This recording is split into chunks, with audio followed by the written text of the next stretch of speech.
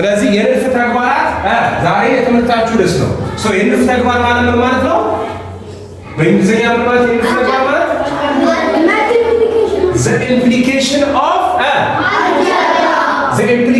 of የንድፍ ምን ተግባራት። በጣም አሪፍ። ከዛ በፊት የወርዶ ዘቤታችሁ ምን ነው? ቲም everybody say teamwork. One again. ስለዚህ የዛሬ ወርዶ ዘቤታችሁ ምንድነው? ቲምወርክ ነው። ቲምወርክ ማለት አብሮ መስራት፣ በጋራ መስራት፣ በጋራ እየተረዳዳችሁ እየተጋገዛችሁ መስራት። ስለዚህ በዚህ ሳምንት ማንኛውም የአራተኛ ክፍል ተማሪ በሙሉ እየተረዳዳችሁ እየተጋገዛችሁ ፍቅርና ሞራል በተሞላበት መልኩ አንዱ አንደኛውን እንዲረዳ ምን እላለሁ ላሳስባችሁ እወዳለሁ። ወርዶ ዘቤታችሁ ምንድነው? ቤተሰብ ውስጥም አብሮ መስራትን ተለማመዱ። የሌላውን ሀሳብ መቀበል፣ በሀሳብ መቃወም ምናምን አቁሙ። እሺ፣ ይሄ ቲምወርክ ነው። this is the week of what?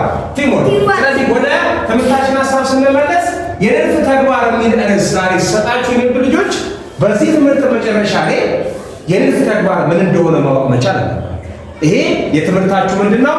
ዓላማ የንድፍ ተግባር ምን እንደሆነ ማወቅ አለባችሁ። ይሄ ፔሪድ ምን እንዳለቀ እስካሁን የንድፍ ተግባር ዲፋይን ከማድረጌ በፊት የንድፍን ተግባር ከማብራራቴ በፊት እስቲ ሁላችሁ የንድፍ ተግባር ምንድን ነው? ተግባር ሲል እስኪ አይምሯችሁ ውስጥ የንድፍ ተግባር ምን ይገባላል?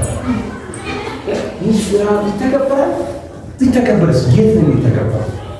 ንድፍ መጀመሪያ እንደዚህ ነው ካለ ተግባሩስ ምንድን ነው? የት ነው? እንዴት ነው? ጥያቄ ፍጠሩ። አይባችሁ ባለፈው ስለ ንድፍ ስናወራ ንድፍ ምንድን ነው ብላችሁ ጥያቄ ፍጠሩ ብለን ነበር አለ። ዛሬ የንድፍ ተግባር ጥያቄ ፈጠራል። አሁን መልሱን እንዴ እስኪ ዙሩ ወደዚህ። አሁን መልሱን እዚህ ጋር እንመልከት። ንድፍ አንዳንድ ጊዜ ሂሳብ የንድፍ ሳይንስ ይባላል። አንዳንድ ጊዜ ሂሳብ ሳይንስ ይባላል። አንዳንድ ጊዜ ሂሳብ የንድፍ ሳይንስ ይባላል። ምን ማለት ነው?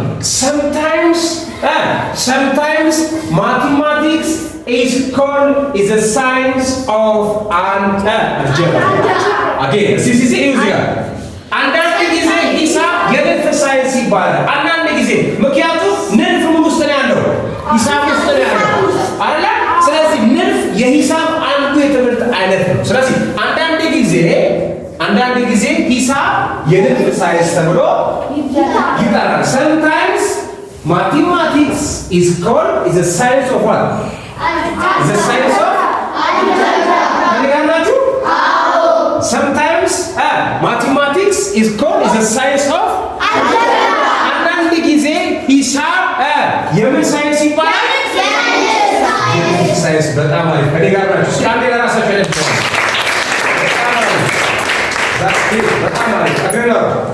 በጣም አሪፍ። አሁን እዚህ ጋር ተመልከቱ። ምክንያቱም በሂሳብ ውስጥ የምንፈታቸው የቃላት ፕሮብሌሞች የራሳቸው የሆነ ንድፍ ስላላቸው። ምክንያቱም ለምንድን ነው ሂሳብ የንድፍ ሳይንስ የተባለው? ምክንያቱም የምንፈታቸው የቃላት ፕሮብሌሞች የራሳቸው የሆነ ምን አላቸው?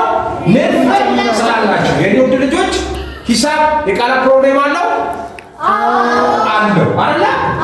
ስለዚህ ያ የምንፈታው የቃላት ፕሮብሌም የራሱ የሆነ ንድፍ አለው ማለት ነው። ንድፍ ማለት ምን ማለት ነው? አንድ ነገር ወይንም አንድ ምስል ወይንም አንድ ቁጥር በተመሳሳይነት ባለው መልኩ ራሱን ምን ሲል ሲደጋግም። አንድ ባለሀብት በገጠር አካባቢ ለሚገኙ 200 አርሶ አደር ገበሬዎች መቶ ብር ሰጠ። ስንት ብር ነው በአጠቃላይ የሰጠው? ይሄ የቃላት ፕሮብሌም ነው አይደል? እስኪ የቃላት ፕሮብሌም ፍቱ። አንድ ባለሀብት በገጠር አካባቢ ለሚኖሩ 200 አርሶ አደሮች መቶ ብር ሰጠ። ስንት ብር ነው የሰጣቸው በአጠቃላይ? ብስራት 2000 ብር አይደለም? አሳይ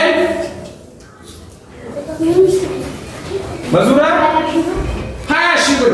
give a big hand for መዙራ። give a big hand for him. that's it. ስለዚህ ስንት ሺህ ብር? 20,000 ብር። 20,000 ብር ይሆናል። ንድፍ ነው። አንድ ነገር ምን ያክል እየጨመረ እንዴ? ለምሳሌ አሁን ወር ላይ በኢትዮጵያ አቆጣጠር ይሄን ያክል የሚቀዘቅዝ ከሆነ ግንቦት ላይ ምን ያክል ይቀዘቅዛል? ምን ያክል ይቀዘቅዛል? በጣም ይቀዘቅዛል።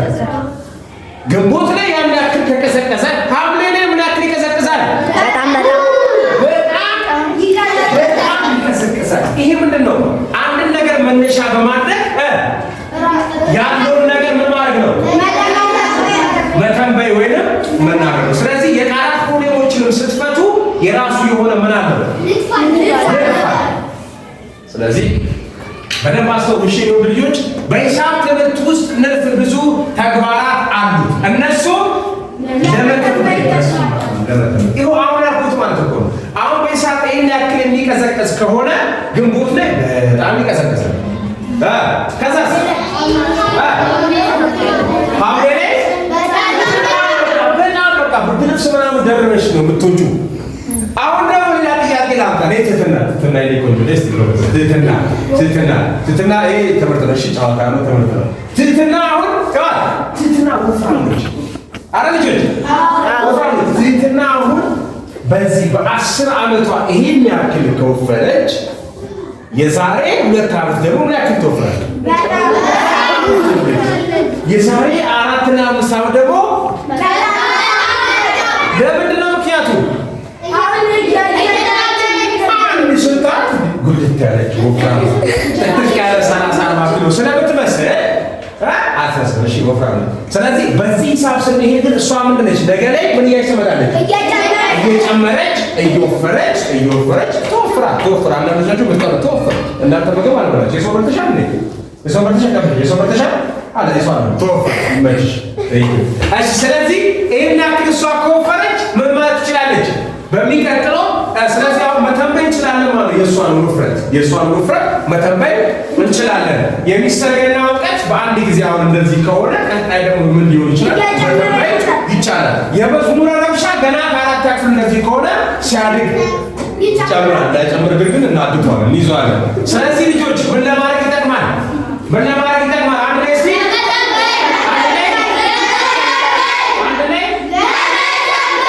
በጣም አሪፍ። ሁለተኛ የቃላት ፕሮብሌሞችን ምን ለማድረግ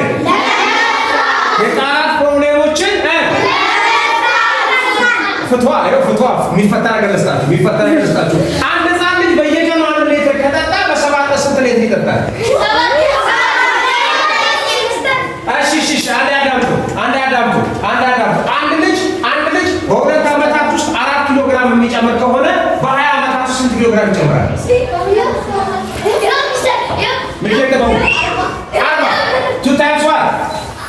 ምክንያቱም ባለው የንድፍ ሀሳብ ላይ በተሰጠው ላይ እየጨመራችሁ እያባዛችሁ የምትሄዱበት መንገድ ነው ማለት። ስለዚህ ሂሳብና ንድፍ በጣም ይያያዛሉ። የኔ ውድ ልጆች ንድፍ በእንግሊዝኛ ምንድን ነው? ንድፍ በአረብኛ ምንድን ነው?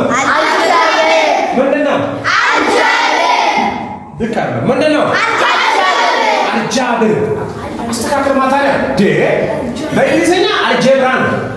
በአረብኛ ደግሞ አልጃብር ማለት ደግሞ ምን ማለት ነው? ሮቤል ብላቱ በጣም ማለት መመለስ። እንደዚህ አይነት ፈጣን ልጅ ይፈልጋል።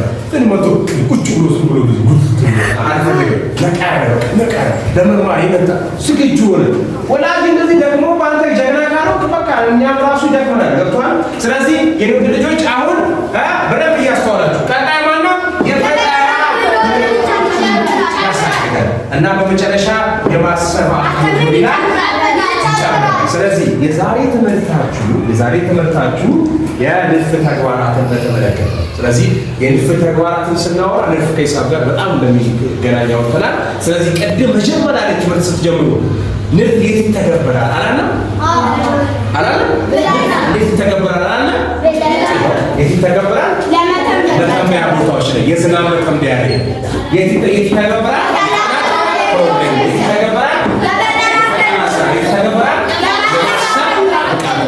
ስለዚህ ይሄ የዛሬ የትምህርታችሁ ርዕስ ነው።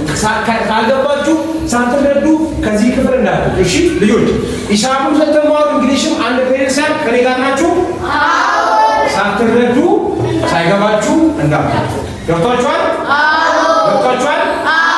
እስቲ እቺን 4ቷን ብቻ አንዴ ዙሩና ሸምዱ። እኔ አመሰግናለሁ ስለነበረን ጊዜ በጣም ጥሩ ጊዜ ነበር። አንዴ ዙሩና እቺ ሸምዱ የንፍስ ተግባራት ለመተንበይ የቃላት ፕሮብሌም ለመፍታት የፈጠራ ክህሎት ለመጨመርና የማሰብ አቅምን ለመጨመር ያላችሁ ሸምዱ